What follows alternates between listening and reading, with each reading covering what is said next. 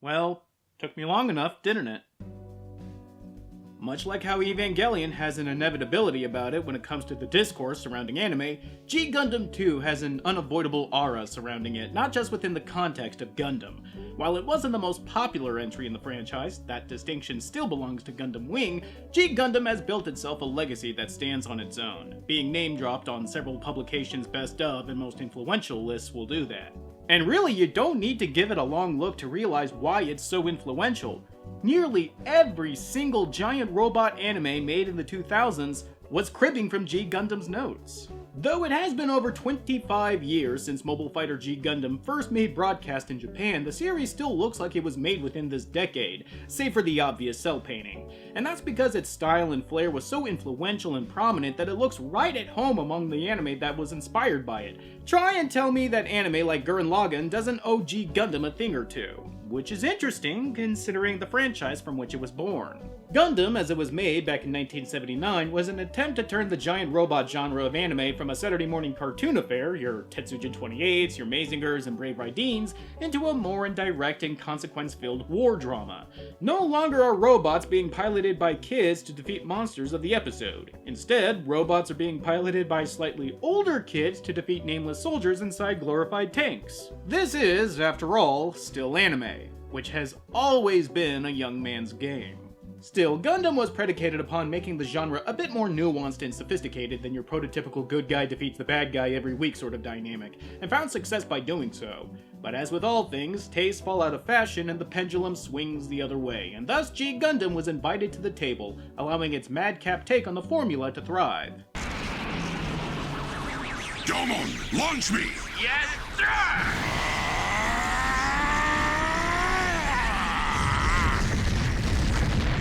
I just can't think of a better way to end the year than with G Gundam, even if this wasn't Gundamcember.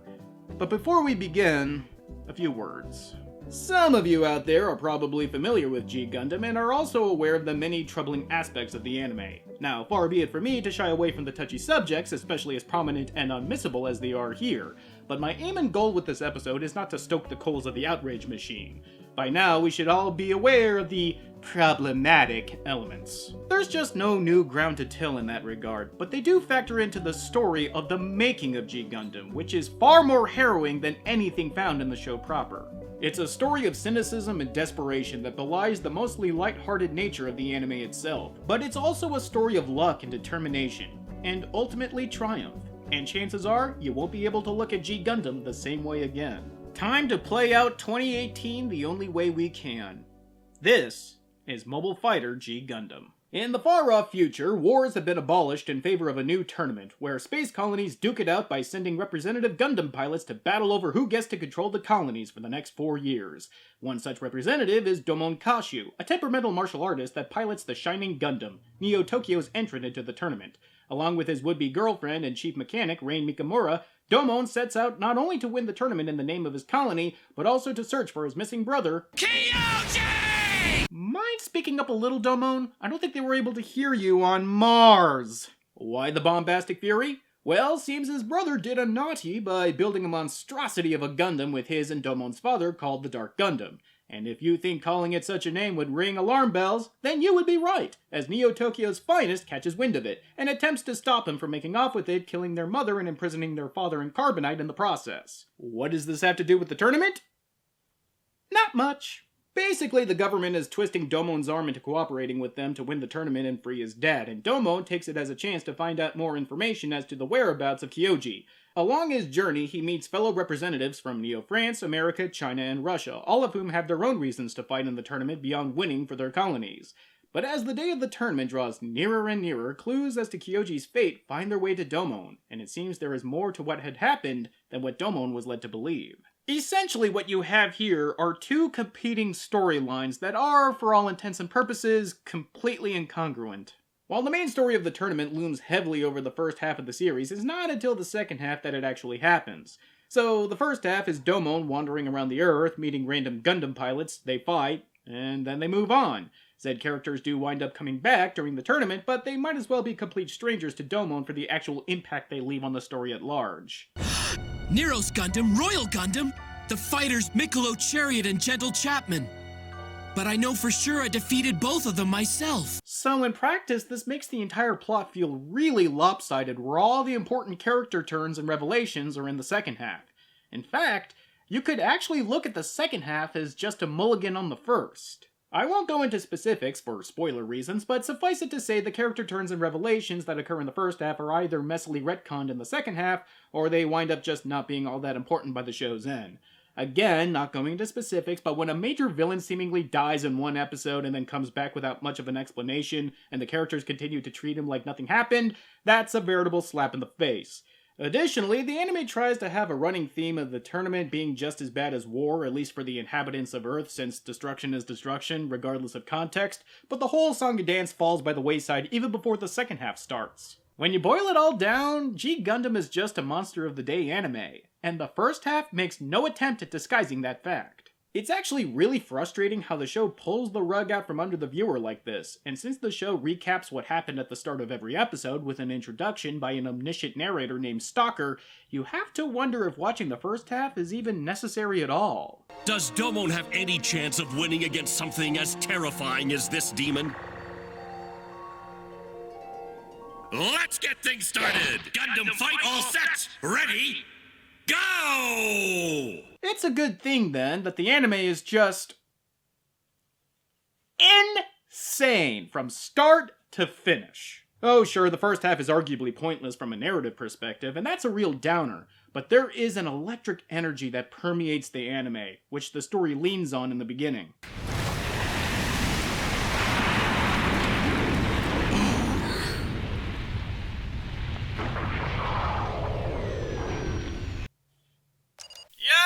It's that kind of anime. And by the time the tournament runs around, this insane energy and sense of fun finally has a proper plot that can act like a conduit for such utter ridiculousness. And that's when G Gundam truly shines. Here I go! Shining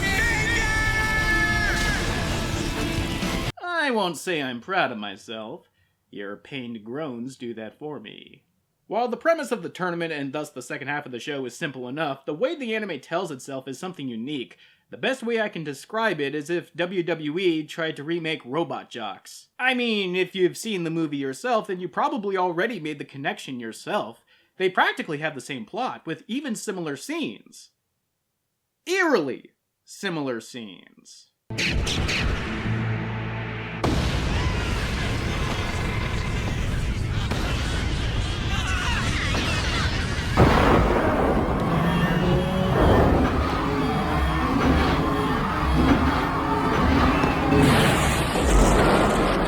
And as far as wrestling is concerned, well, it's kind of self-evident. Unlike previous Gundams, where battles were more like warfare in the space trenches, fights in G Gundam are literally matches with rules that are there basically to be broken, all the while being choreographed for maximum excitement. Every single fight scene in Gundam is just a series of preludes leading up to each fighter's finishing move.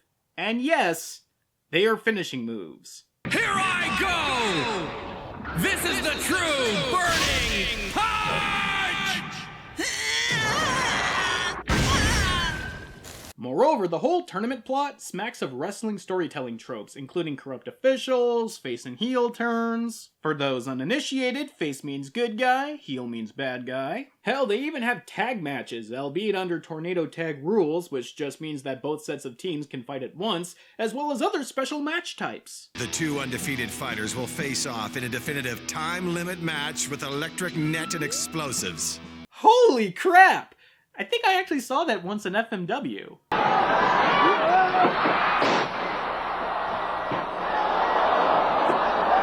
Wait. Did I say once? Ha ha! Japanese wrestling is insane.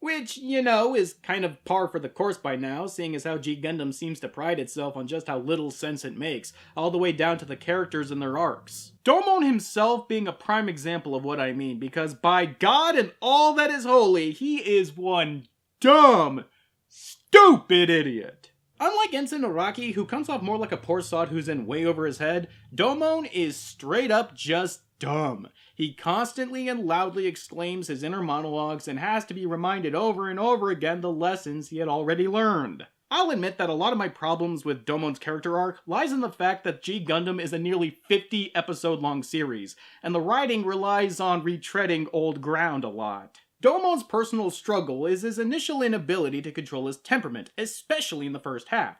So as such, a good chunk of his story is spent trying to hone himself into being tranquil and trying to control his emotions, so that he can more readily activate his Shining Gundam super mode, as instructed by the masked Schwartz Brooder. I still can't!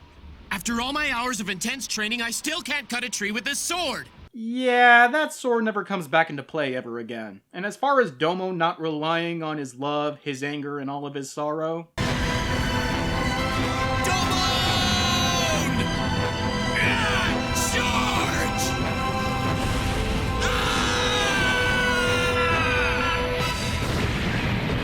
that falls by the wayside too, which just further compounds how utterly useless the first half truly feels. Also, while I'm on the subject of Schwartz Brooder, the show tries to play up the mysterious nature of the character, but for all intents and purposes it falls flat on its face.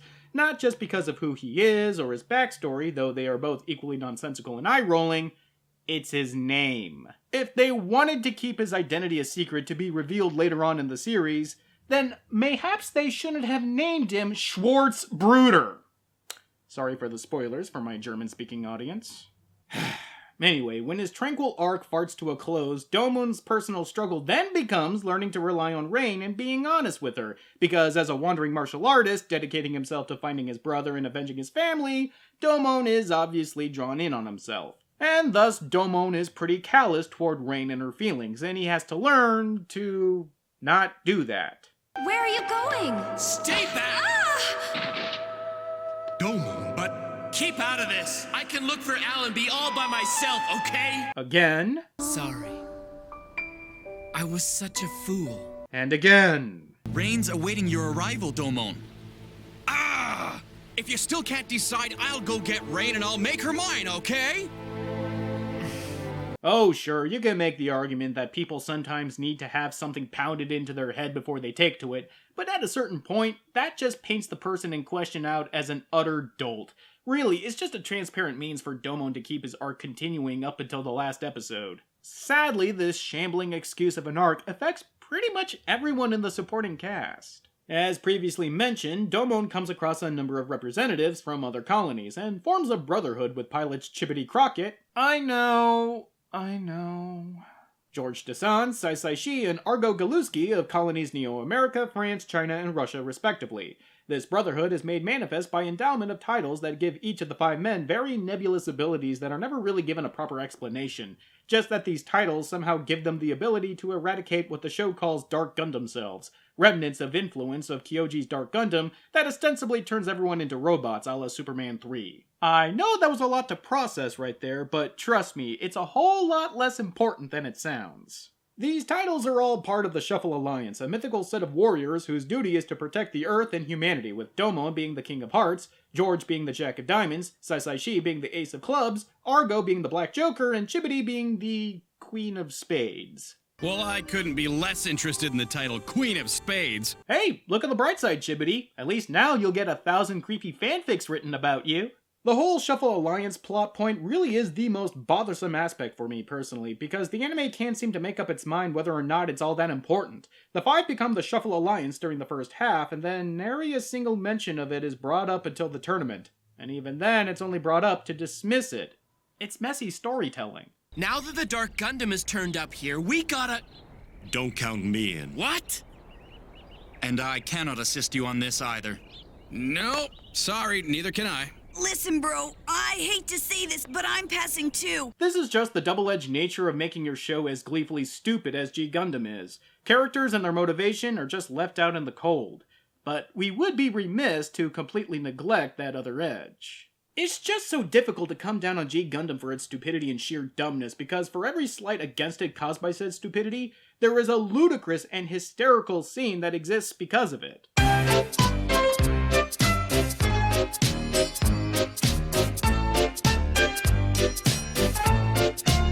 this notion of entertaining dumbassery is embodied by one character. Domon Sensei, Master Asia.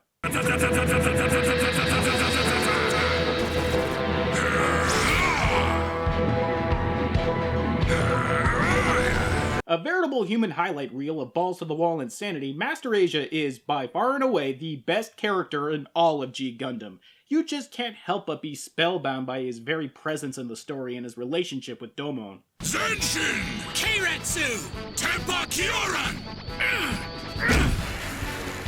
Look! The east is burning red! Master Asia, in a nutshell, is G Gundam personified, a ceaseless ball of pure energy that bounces around at the speed of thought. To see Master Asia interact with Domon and the rest of the cast is as pure a joy as you can find in anime. I am not lying when I say that you could create a top 20 list of the most awesomely insane Master Asia moments in G Gundam. And all of them would be about him and his horse.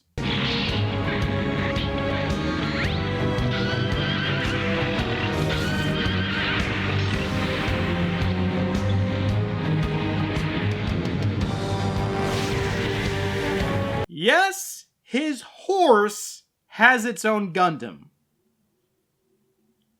How do you not love that? I mean, let's be real, it's not like Master Asia is immune to all the faults in G Gundam. He too suffers from a lot of stupid retconning and nonsensical motivations, but the way the anime presents him to the viewer, it's like they are daring you not to like him. And you wind up taking the bet, only to fail, and gladly. In fact, he's so absorbing that you kind of forget that you're watching a Gundam anime. And then the Gundams appear. Yep, we're finally getting to it. If there was one phrase that has followed G Gundam in its legacy, it would be problematic fave, as much as my eyes roll at saying it. With the conceit of the story surrounding a global competition comes an unfortunate but unavoidable caveat of both the nations in question and their representative Gundams. That caveat? Stereotypes. Now, the history of Gundam design has always been founded upon Japan's own national history, what with the iconic face mask and head of the RX-78 being designed after ancient samurai helmets called kabutos. But when you extend this kind of design philosophy to other cultures and nations, especially within the context of G Gundam, you can run the risk of basically turning them into glorified mascots. But this is an interesting situation because it offers us a chance to see how another country, in this case Japan, sees America and what they typify as American. So, what does the American Gundam look like?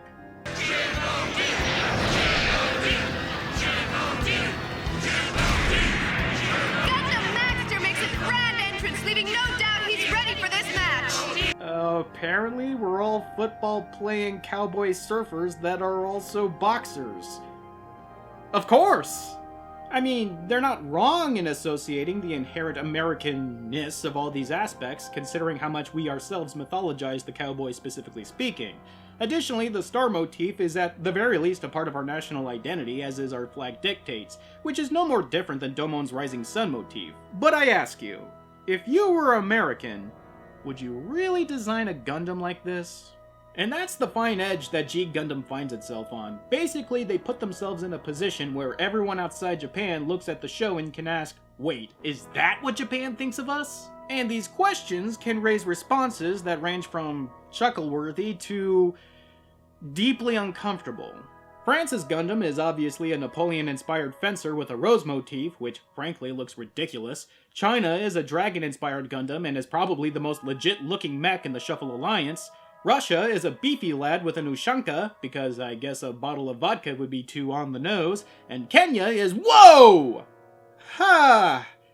Well, I guess that's another thing G Gundam has in common with WWE.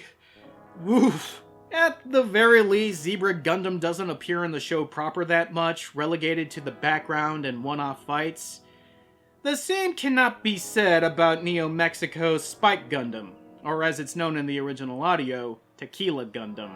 Just take it all in. The ill-fitting sombrero, the Pancho Villa mustache, the cactus shoulder pads. Apparently Bondi and Sunrise love this design to death, considering they brought it back in Gundam Build Divers, complete with revolvers and mariachi guitar because Desperado is a thing! Now, far be it for me to label any of these Gundams offensive because it's not my country that's being caricatured like this, but I will say that if these Gundams are intended to be a joke, it's really lazy humor. It's quite obvious that these Gundams are made tongue-in-cheek and that no Gundam here is supposed to be taken seriously outside of the Shuffle Alliance and the villains, but the humor derived from it is just tacky and lame. The Spanish Gundam? A bull. The Dutch Gundam? A windmill. The Canadian Gundam? I would have guessed hockey player, but no. Lumberjack. You see how the joke just runs on fumes after only 3 examples? And that's not even getting into the Gundams that don't follow the motif at all. Portugal's Gundam, for instance, is not a man-o'-war or something akin to its national history, it's a clown. There's no significance either given or inherited to Portugal and clowns, or the circus for that matter, so why a clown? And why is Sweden's Gundam a Sailor Scout and not, I don't know, a poorly built couch? The answer is that the toy manufacturers probably already had these Gundams designed and ready to go way before the show proper even began production. And that is where the trouble starts. While we all know Gundam as a giant of the anime industry, it wasn't always the case, especially in the mid-90s. For a long while, the franchise had suffered many a setback from low ratings to low sales of its merchandise, and the outlook was dicey to say the least. One of the reasons why G Gundam is set in an alternate timeline was because Gundam as it was running on fumes and not attracting as much attention in Japan. Realizing that the status quo of the last 15 years was having less and less of a return on investment, something had to be done. And that was to ostensibly reboot the series, with a whole new take on the Gundam formula. The idea of having Gundams being based on nationalized identity was already tossed around and finalized before the director, Yasuhiro Imagawa, was even hired on. Imagawa was basically chosen because of his history with the franchise and with the series creator Yoshiaki Tomino, and according to a speech he made at Georgia State University in 2002, he hated the designs. He found the whole gimmick of the show ridiculous and called the designs, and I quote, terrible. He was stunned too at the prospect of dumping what the franchise had built up until now, admitting that he didn't even know how to react to the news and job that was laid at his feet. Further, his questions about the potential for these Gundams to be offensive were met with shrugs and lame duck excuses of, they're colonies, not the countries themselves, even though the designs are based off real-life cliches. Besides, that colony excuse just highlights the troubling nature of the designs of the colonies themselves. Am I right, Neo-Mexico that's shaped like a goddamn sombrero? So as such, Imagawa was left with little choice. Either he learned to play ball with what the producers and sponsors demanded of him and his staff, or they will find someone who will. And making matters worse, members of his own staff just decided to walk out rather than participate. Imagawa's only chance at rebellion came from his attempts to sabotage the toy manufacturer's plans. Together with his staff, he would keep proposing more and more intricate and absurd Gundam designs, expecting them to dismiss it as impossible to reproduce as a toy. And yet, time and time again, they would come back with a working model of what they mocked up. If you ever wondered why the Dark Gundam looks so bizarre, well, there you are. It was just useless to try and one-up the toy manufacturers. They were going to make their money come hell or high water. Make no mistake, this was a do-or-die situation for everyone involved, not just Imagawa. If G Gundam wasn't a success and didn't move merch, it would have likely spelled the end of Gundam. Really? Think about that. Their last and best hope to save a series from destitution and irrelevance was to throw everything out and make toys based on cultural stereotypes. This, by all measures of sanity, should not have worked. And yet it did. And it wound up saving the franchise. And really, it's all thanks to Imagawa. Imagawa has often expressed his fondness for the offbeat, taking a line from one of his favorite movies to heart. Don't dream it, be it. Taking what was demanded of him, he infused the show with his own personal touches, informed by his love of martial arts films from Hong Kong and old American shows like Kung Fu and Star Trek. In doing so, he turned G Gundam from a toy commercial to a legit entertaining show. That is also a giant toy commercial. Or as Imagawa himself would put it, this is my Gundam, and I've made a Gundam that I can be proud of.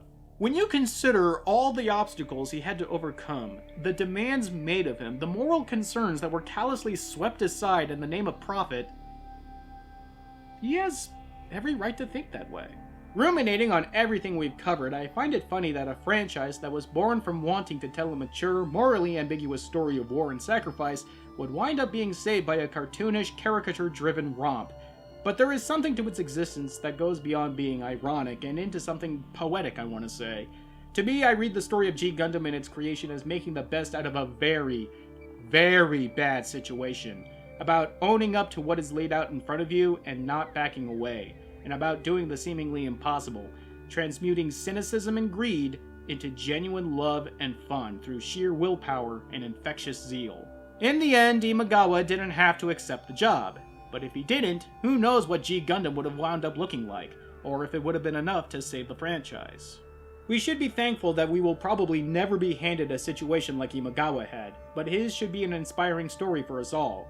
And with the new year approaching us, I can't think of a better moral to take to heart. As for G Gundam itself, well, it's not my favorite Gundam.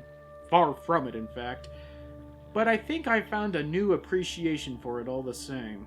The series has been remastered, with Part 1 having been released on Blu-ray earlier this month, with Part 2 following soon after it in January. And whether or not you love it, hate it, or find yourself somewhere in between, it can't be denied that it's one of the most important entries in the franchise, second only to the original Mobile Suit Gundam. I want to take this time to thank you all for 2018, and I hope you'll join me for 2019. I don't know what's in store for us, but I hope it's fun, exciting, or at the very least interesting. But seeing as how next month is January, maybe interesting is gonna have to wait. Till next time.